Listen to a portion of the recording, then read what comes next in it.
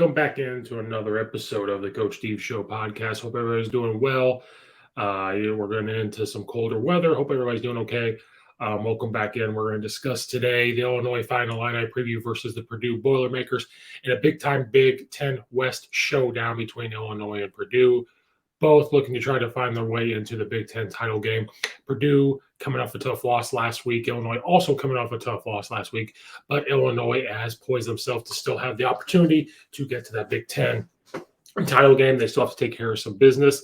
And we're going to talk about how they are going to take care of that business today on this show. Please like and subscribe to the YouTube channel.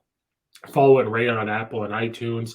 And get the podcast wherever you get your podcasts. Also go check out all the other episodes. Leave a comment in the comment section down below, all that good stuff.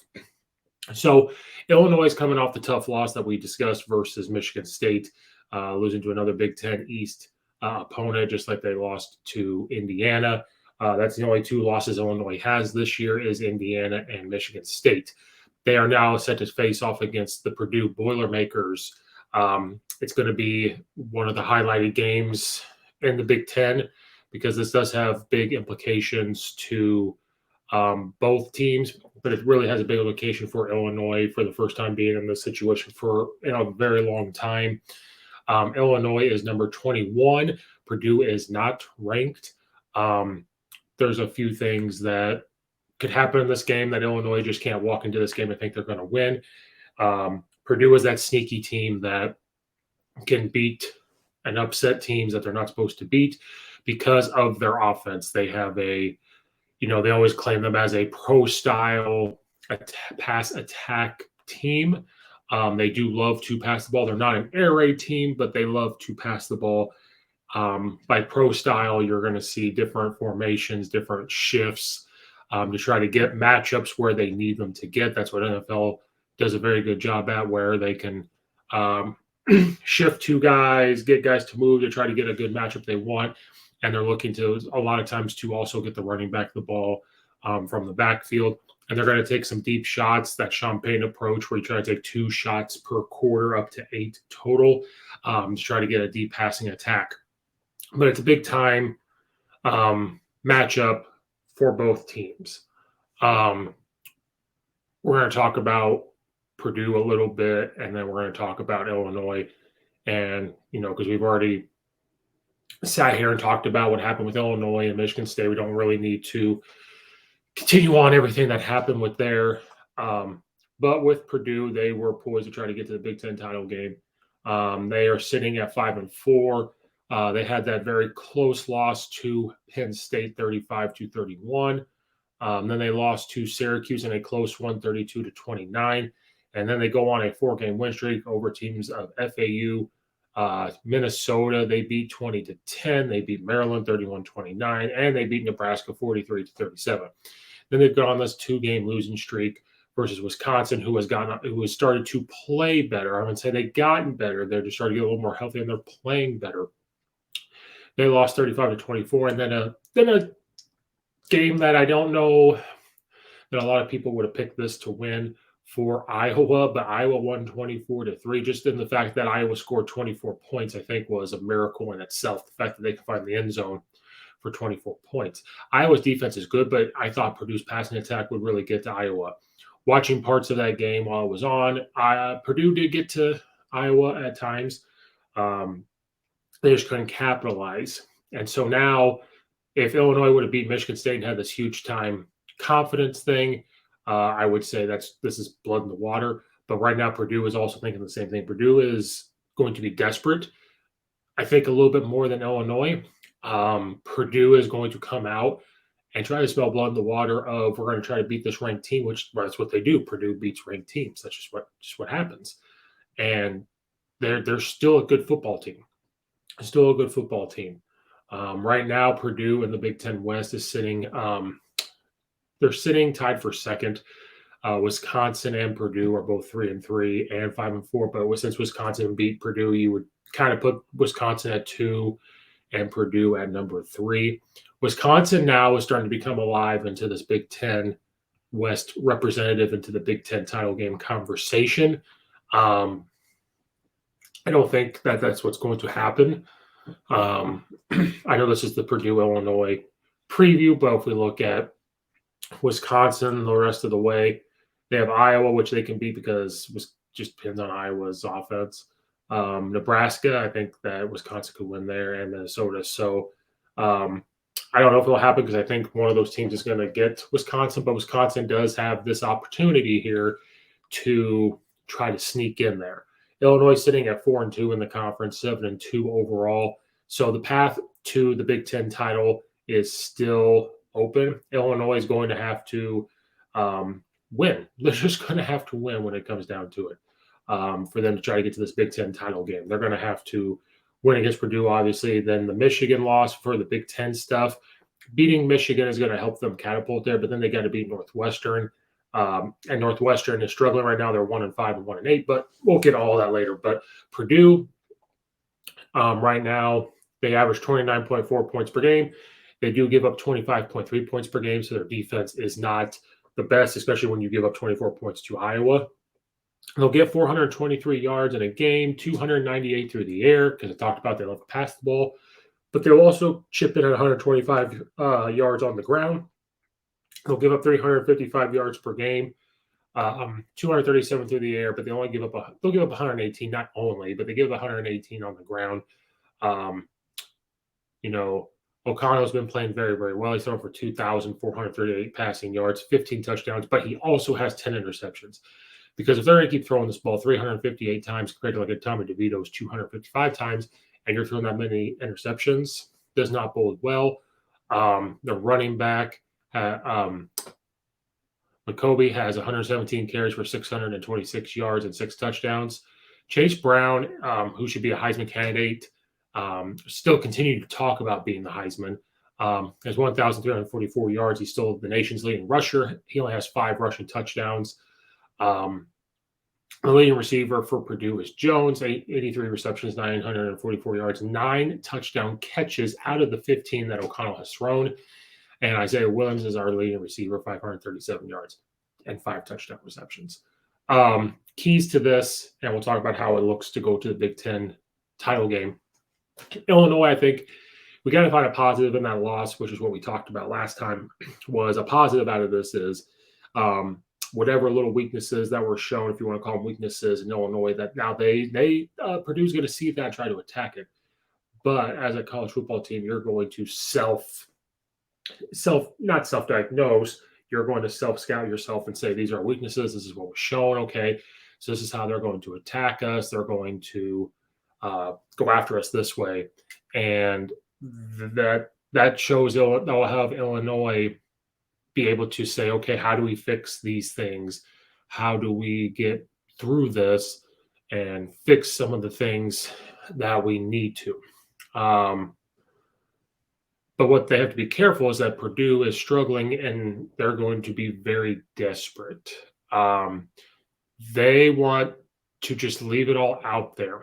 And what was written was Purdue, the Boilermakers would love nothing more than to be the source of more Illini nightmares, especially since a win in Champaign would put them back in control of their ability to win the Big Ten West.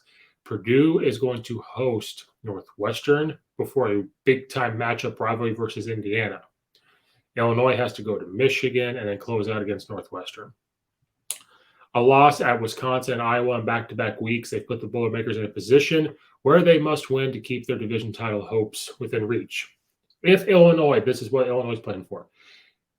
If Illinois wins, okay, if they win on Saturday versus Purdue, it would clinch the division with a win over either Michigan or Northwestern.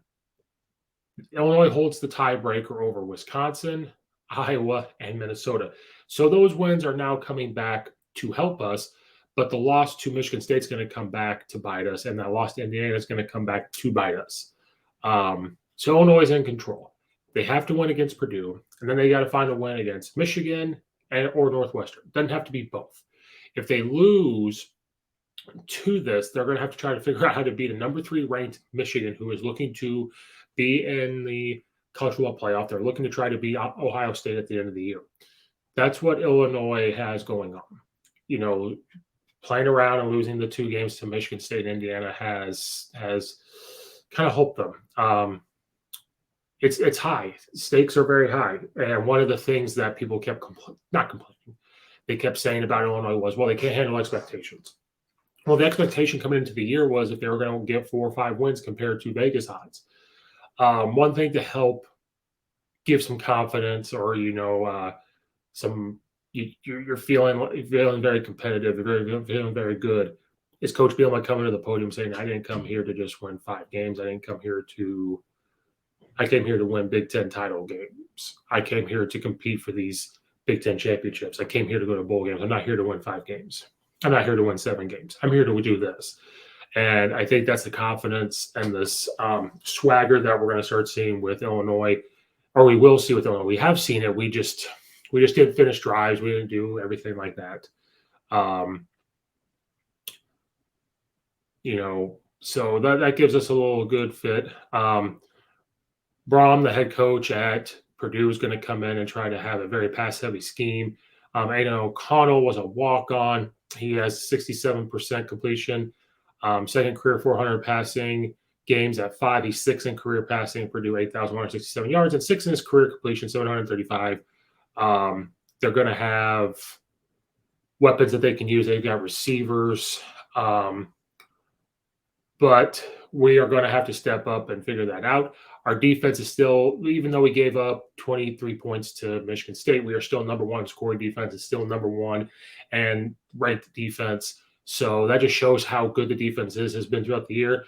And we are going to continue that here versus Purdue, I believe, because knowing that Purdue is just going to drop back and try to pass the ball, they've been game plan for it.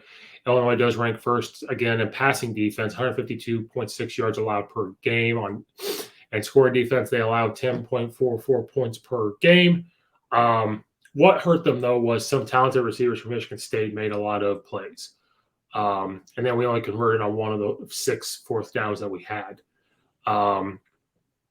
Witherspoon will be back and is going to help out the Illinois defense. I think